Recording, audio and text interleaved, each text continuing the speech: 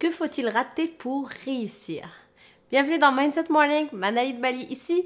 Alors aujourd'hui je me pose la question, qu'est-ce qu'il faut rater pour réussir? Tu sais, quand tu commences à démarrer ton entreprise, quand tu commences un nouveau projet, peu importe ce que c'est, tu vas devoir faire des sacrifices, tu vas devoir faire des concessions.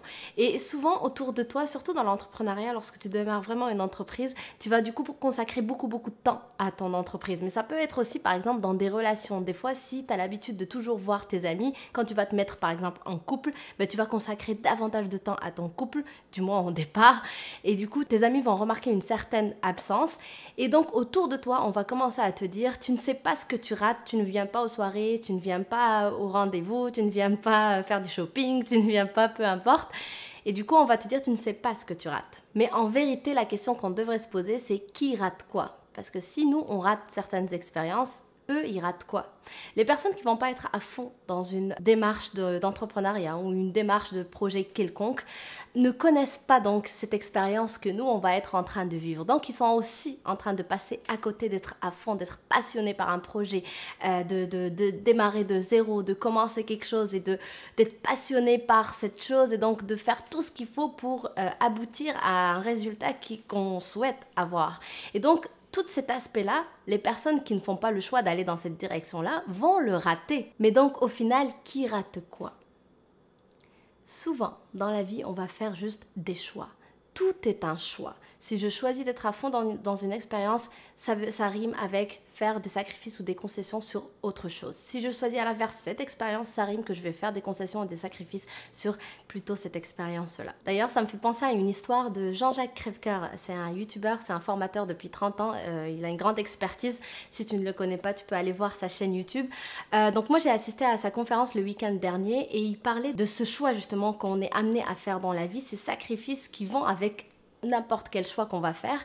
Et son histoire, c'était que lui, avec son épouse, lorsqu'ils ont démarré donc dans l'entrepreneuriat, lorsqu'ils se sont lancés chacun dans leur projet, à un moment donné, donc dans les premières années, c'était très difficile pour eux et donc ils n'avaient pas forcément les moyens financiers nécessaires pour, on va dire, élever leurs enfants. Et donc pendant ces 5 années qui étaient un peu difficiles pour eux du côté financier, il y avait tout leur entourage, donc leurs amis qui les jugeaient, qui leur disaient ce n'est pas normal de faire subir ça à vos enfants, ce n'est pas normal que vous soyez sans argent alors que vous avez des enfants, juste parce que vous poursuivez une carrière qui n'est pas sécuritaire, c'est mieux de prendre un travail qui va t'amener cette sécurité-là et donc élever tes enfants dans la plus grande sérénité.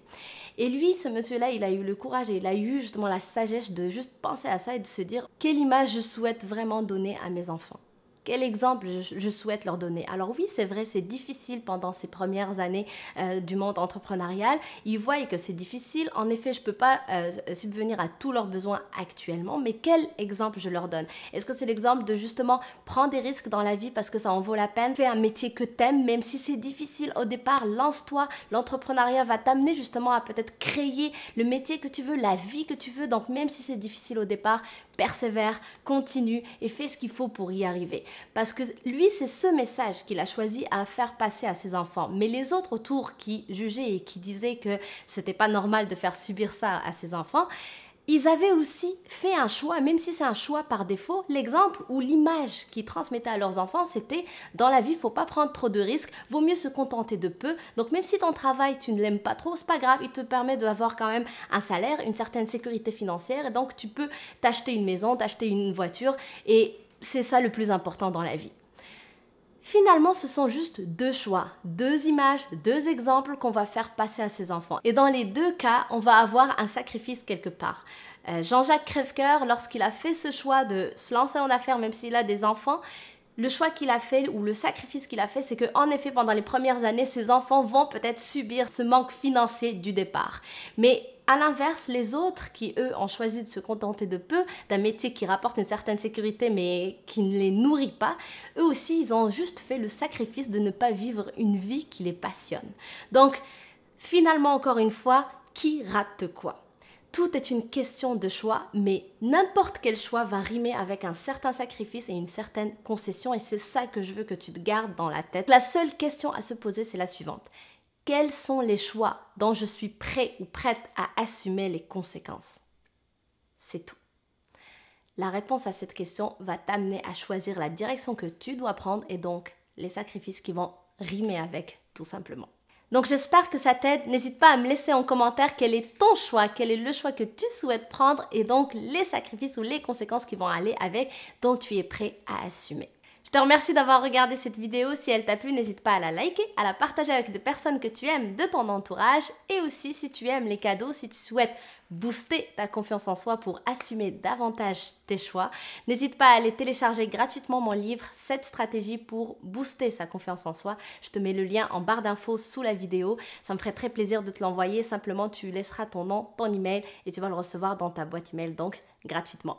Merci encore, je te dis à demain. Bye!